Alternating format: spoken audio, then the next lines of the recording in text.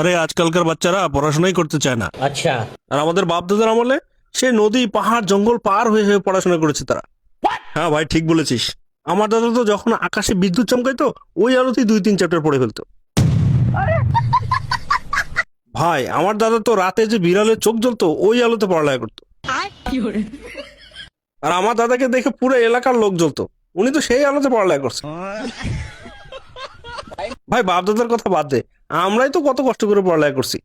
হ্যাঁ ভাই, আমি তো ঘড়ি লাইট দিয়ে পড়ালেখা করছি। আর ভাই আমি পাথর ঘষা দিলে যে ঝিলিক বেরোতো সেই আলোতে পড়ালেখা করছি। আর ভাই আমি তো কটা জোনাকি পোকা ধরে নিয়ে এসে রুমে ছেড়ে দিতাম, সেই আলোতে পড়ালেখা করতাম। কিন্তু ভাই আমি সবচেয়ে ডেঞ্জারাস ছিলাম। একটা বইয়ের মধ্যে আগুন লাগাই দিতাম আর ওই আলোতে 3-4টা বই পড়ে ফেলতাম। কিন্তু ভাই তুই একটা ভুল করছস। কি? আচ্ছা তোর আর তোর বাপ দাদার পড়াশোনার যখন এতই শখ ছিল, তা মোমবাতি কিনে নিত।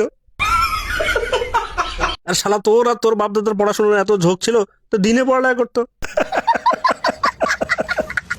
আর শালা তুই হাসতেছিস কেন? সব জানি তোর বাপ দাদা সম্পর্কে। এক নম্বরের মূর্খ ছিল সব, এই মিথ্যা কথা বলতেছে। আরে 500 করে চাল নিয়ে নিয়ে জমি বিক্রি করে খাইছে।